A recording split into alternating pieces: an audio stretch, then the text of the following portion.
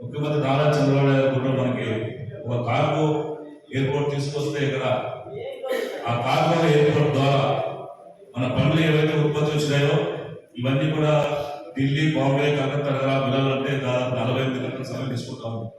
దానివల్ల రేటు కూడా రైతులకు ఎక్కువ రావట్లేదు. కాబట్టి క్షణాలు అంటే దాదాపు గంట 2 గంటల సమయంలోనే ఈ యొక్క ఢిల్లీ నగరానికి, బాంబే ఇలాంటి ప్రాంతాలను మనం ట్రాన్స్పోర్ట్ చేసుకోగలిగితే ఇంకా మంచి ధర వస్తుంది, ఇంకా బాగా తాజాగా ఉంటాయి. కాబట్టి మనకి మంచి రేట్ వచ్చే అవకాశం ఉంది. కాబట్టి ఆ కార్గో ఎయిర్పోర్ట్ కూడా కాబట్టి 3 కాంబినేషన్, ఒకటి ప్యాసింజర్స్ వెళ్ళడానికి, ఒకటి ఏవియేషన్ ట్రైనింగ్కి, ఒకటి కార్గో తీసుకోవడానికి, ఈ పళ్ళ ఉత్పత్తి సంబంధించినటువంటి ఏదైనా సరే ట్రాన్స్పోర్ట్ చేయాలి.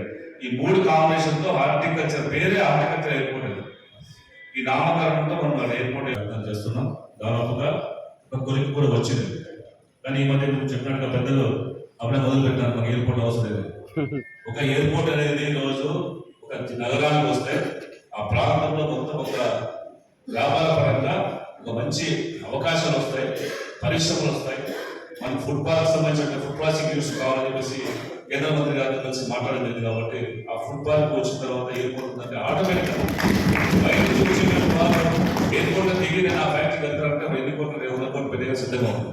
ఇలాంటి అవకాశాలు నేను మెరుగ్గా వస్తాయి. కాబట్టి ఆ ఎయిర్పోర్ట్ నిర్మాణం కోసం మేము ప్రయత్నం చేస్తున్నాం. దయచేసి సహకరించి రైతుల్లో చెప్పండి. ఎందుకంటే ఎప్పుడో అందులో వచ్చే అవకాశం మనకి ఎవరు ఇస్తామని ముందు కాలేదు. మొదటి నుంచి కూడా చదవాలి ఎండబడి ఇక్కడ కార్లో కావాలి, మా అందరికి కూడా ఒక కార్లో ఎప్పుడు వస్తే ఖచ్చితంగా మన నుంచి పళ్ళకి ఇబ్బంది జరుగుతాయని చెప్పేసి ఒక మాట తీసుకున్న వారు ఇబ్బంది. దానికోసమే మేము మొత్తం వర్క్ చేసి కేవలం కార్లో అంటే ఎయిర్పోర్ట్ వర్కౌట్ కాదని చెప్పి అన్నప్పుడు దానికి training centre, aviation training centre add చేసి తర్వాత ప్యాసింజర్స్ వచ్చేటప్పుడు యాడ్ చేసి ఏర్పాటు చేసే కోసం అన్ని రకాల ప్రయత్నాలు చేస్తున్నారు. కాబట్టి ఎవరైనా ఇలాంటి వాళ్ళు వస్తే దయచేసి ఒక మీటింగ్ పెట్టుకొని మీరు కూడా రైతులతో మాట్లాడాలి. దయచేసి బెంగళూరు నిత్యం ప్రయాణం చేసేటువంటి మామూలు ప్యాసింజర్ టికెట్ కొనుక్కునే వాళ్ళ కోసం అతి త్వరలోనే మన మధ్యాహ్నం 2 గంటలకి ఇక్కడ బెంగళూరు ప్యాసింజర్ బయలుదేరుతాం. అంత నుంచి Bengaluru train start sanction. So అది చాలా మందికి అనుకూలమైతే ఉద్దేశంతో మేము ప్యాసింజర్ అని పరిష్కరించాలి. ఒక 100 రూపాయలతో వాళ్ళు బెంగళూరుకి వెళ్ళాలి, పని చూసుకుని రావాలి. అది షార్ట్ మన ఓపెనింగ్ ఉంటుంది. దయచేసి ఏదైనా మా సరుకులు తీసుకునే అవకాశం ఉంటే కూడా దాంట్లో మనం పంపించి మార్గం చేద్దాం. ప్యాసింజర్ కాబట్టి మనకు అనుకూలంగా ఉంటుంది.